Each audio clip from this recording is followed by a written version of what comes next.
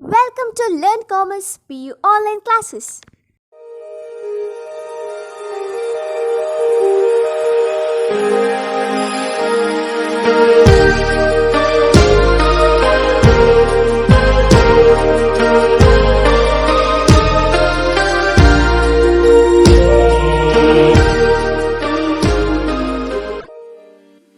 Don't forget to like our video and subscribe our YouTube channel for all the updates. Hello students, welcome to 2nd PUC Business Studies online classes. Students, in the previous class we have studied up to dematerialization. I gave you the meaning of dematerialization. You have studied what is dematerialization, right? Let me tell you, repeat it again to be very clear. Dematerialization means converting the physical securities into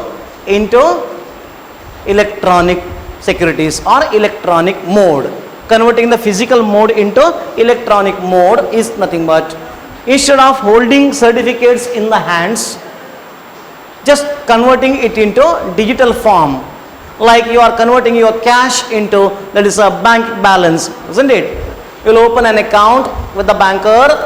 You will deposit the money into bank account, and there in the passbook the interest will be done for that is amount deposited by you, and the final balance reflected by the balance that's a bank passbook is nothing but the cash at a bank, isn't it? In the same way, whatever securities you have purchased and whatever securities are there in your name, you are the beneficial owner of that. You are the beneficial owner because you are the person who is supposed to take the benefit of those securities. So that those securities will be converted from physical form, that is a share certificates, physical certificates, to electronic form is nothing but dematerialization of securities. Clear now? Yes. And this, for that we have to open an account like bank account. We have to open here demat account, dematerialization account or demat account we call it as. That is also called beneficial owner account. Beneficial owner account. Maybe a question for 1 mark, can't say. That demat account is also called dash, isn't it? Or the demat account is also called beneficial owner account. Say true or false, isn't it? So in that case you should know that beneficial owner account means demat account only.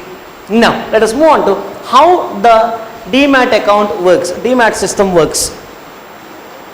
First you have to select, you have to identify a DP, that is a depository participant. DP means depository participant. Who is depository participant? Let me give you the clear meaning of depository participant. Like the brokers and others, they are the depository participants. There are two demat, that is accounts, like two depositories, there are mainly two depositories. One is Central Depository Services Limited, Central Depository Services Limited, and National Security Depository Limited. National Security Depository Limited. Right here, Central Depository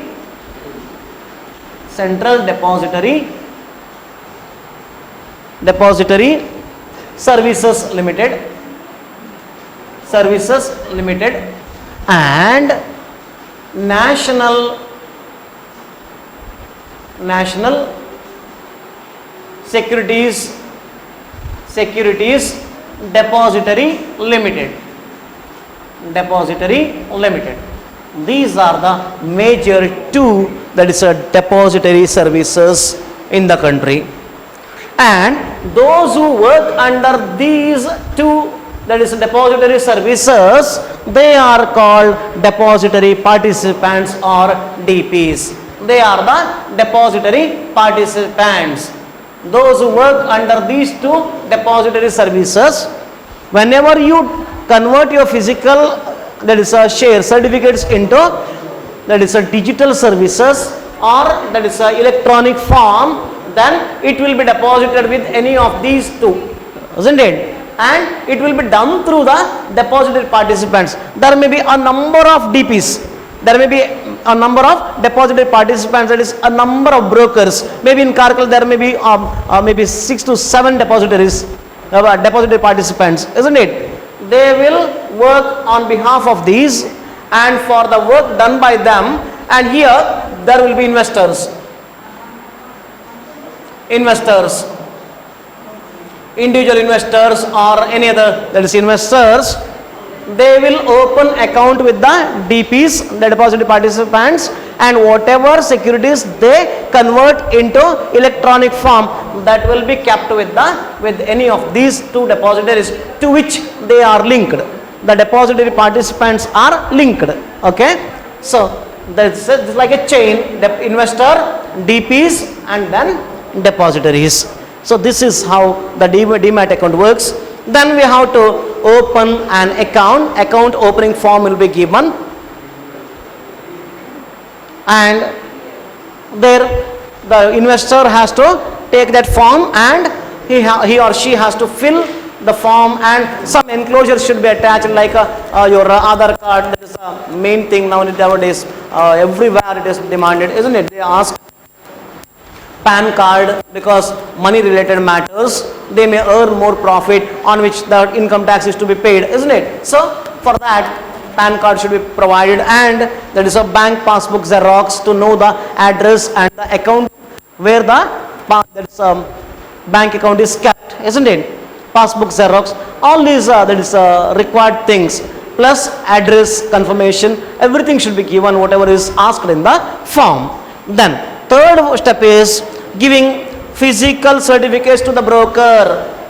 The investor has to provide physical certificates. Physical certificates in the sense the share certificates, whatever he or she has, should be given to the depository participant. Then applied in a IPO, that is it shows all the that is information that is related to IPO, that is initial public offer, whether it is bought from the market or from that is directly from the company. Those details should be given to the depository participant or the broker. Then demat details should be given. Dematerialization, that is where the account is kept. Account number, demat account number should be given to the broker, isn't it? Then selling instructions, delivery slips are there, like number of shares, name of the script, code number of the script, that should be given to, and when it should be delivered, all the instructions with signature of the investor should be given to the depository participant, because it is an order given to the depository participant or the broker to sell the shares, sell the securities, isn't it? Nowadays those slips are not required. Those delivery slips we call it as in olden days. Nowadays that system is not there. Straight away register your name with the DP and open a trading account also. Tell the broker by giving a call, and the message or there's a order will be executed. If you want to sell, inform the broker that I want to sell these securities. If it is purchased, tell the broker that I want to purchase this security, this much of quantity, and then they can do the transactions over the phone itself. And nowadays latest version is you can do on your own. That is through the digital system you can issue orders or deliver orders, or you can purchase order can be placed through the computer system without calling the depository participant also, isn't it? So that is our next step. Then delivery of shares will be done. Either we have to give the shares or we have to buy the shares. We have to get the shares from the broker. That will take place, and payment should be given. I already told you T+2 settlement date, T+2, that is after the trading date, isn't it? 2 days, within 2 days of the trading day. we have to make the payment, or we will receive the payment from the broker if the sale or purchase is done, depending upon that. Then within 2 days all these process should be completed. This process should be completed within that is 2 days, T plus 2 day. So that is how the demat account works. Clear? So to purchase shares you have to open a demat account, you have to open a trading account, you have to give all the details, isn't it? For opening the account, form should be filled, and then you have to give the order for purchase or sale, and you have to take delivery of the shares, or you have to give delivery of the shares or certificates. Then you have to make payment for the, that is done, that is whatever you buy or sell, isn't it? Now let us move on to the next part, that is depository. I already told you, Central Depository Services Limited, this is one of the depository services in India. The other one is National Securities Depository Limited. These are the two. Mostly they will ask you a question on this, any one or any two, or they may be asked, it may be asked for expand NSDL, like that, NSDL or CDSL, isn't it? They will give you question like that. Now let us move on to next part, that is National Stock Exchange of India. What is NSEI?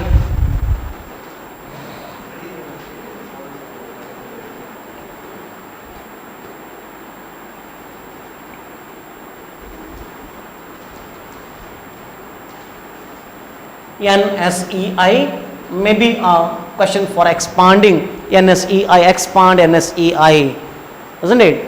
National Stock Exchange of India, very very important from board exam point of view. What is NSEI? This is a national stock exchange, and it is having the most modern technology driven exchange. It has most modern technology, and because in olden days, I told you long back, shares, the broker used to call, isn't it? He used to bid, he used to call for the bid, and the highest bidder, the person who quotes highest rate, will be given the shares. Nowadays it is not like that. Computer screen, transparent, because of the most modern technology developed by the National Stock Exchange of India, and it is the model stock exchange, isn't it? And it has brought there is many changes in the technology in the dealing of shares and other securities. It has been established in 1992. It was established in 1992, and in 1993 recognized as stock exchange, wasn't it? It was registered in 1993. It was registered and recognized as the stock exchange, model stock exchange. Then started its operations from 1994. It has started its operations.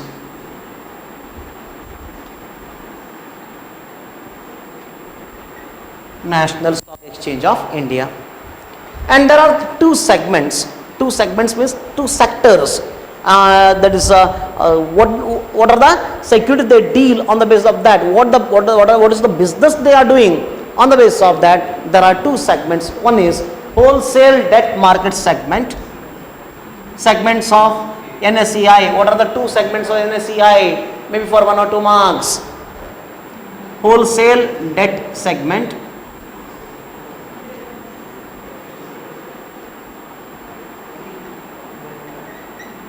and second one is capital market segment. Capital market segment.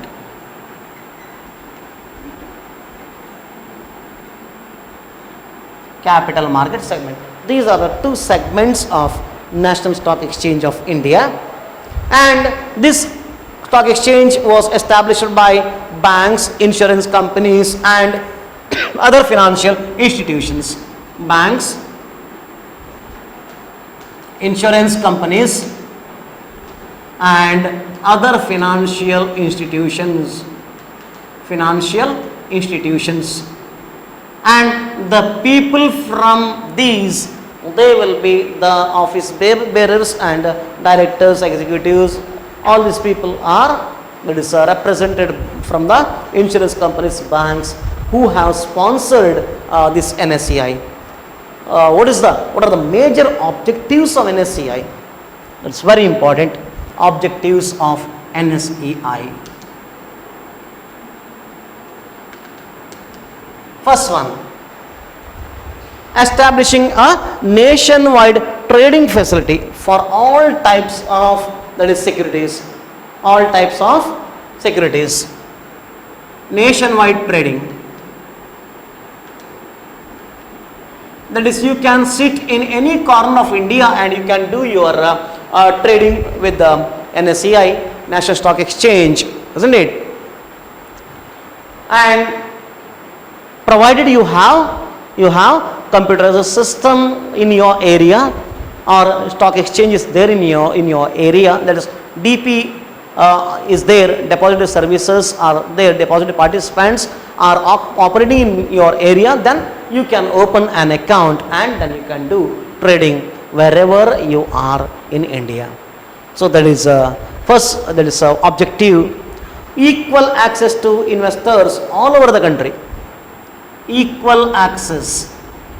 That means the market opens at a particular time and closes at a particular time, and all will have the opportunity to do their business during those office hours.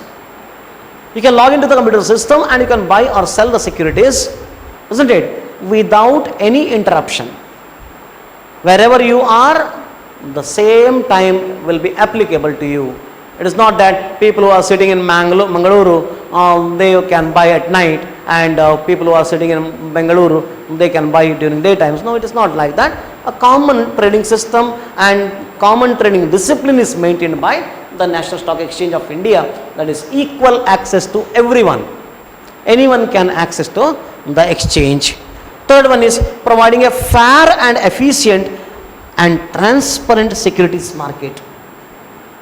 Fair, efficient, and to provide fair, efficient, and transparent securities market. And transparent, what do you mean by fair? That is, anyone, that is common man, can also reach the exchange. And efficient means it will provide best of the best services. There is no corruption, there is honesty will be there, and no DP have the right to, that is, change the rates. No one has the access to change the rates. They cannot do any manipulation, isn't it? So all this, then transparent. You can see in the computer screen what is the rate of a particular script, that is particular security, and immediately you can do the dealing if it is favorable to you. Just give order with the DP and your order will be executed. So that is a transparent dealing. No one has control over the prices of the securities. It's fully depending upon the demand for and supply of the securities. Then enabling shorter settlement cycles. Shorter settlement cycles. Settlement cycles.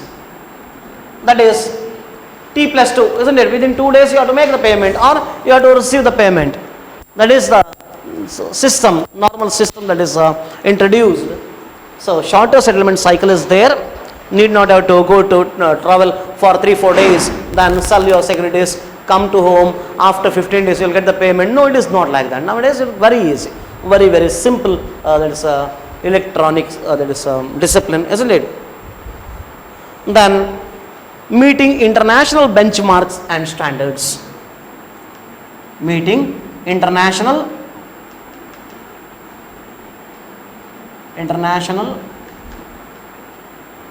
benchmarks. What do you mean by benchmark? Benchmark means standard. Benchmarks and standards, they told. Benchmark means it is we place the students when the results are announced, isn't it? We will come to know this student has got first class, If this student has scored distinction, this student has got pass class, isn't it? And this student has got VIP class. What do you mean VIP class? Maybe failed in some subjects, isn't it? So that is what we will segregate the students on the basis of their results, isn't it? Scores. But here we will meet the international benchmark in the sense we will do, that is meet a particular standard for the that is dealings in the stock exchange. So that is about the objectives of National Stock Exchange of India. We'll take up the other topics in the next class. Right, assignment. Mention the objectives of National Stock Exchange of India. Mention the objectives of National Stock Exchange of India. Submit assignment on time. Thank you for watching this video. Thank you. Don't forget to like our video and subscribe our YouTube channel for all the updates.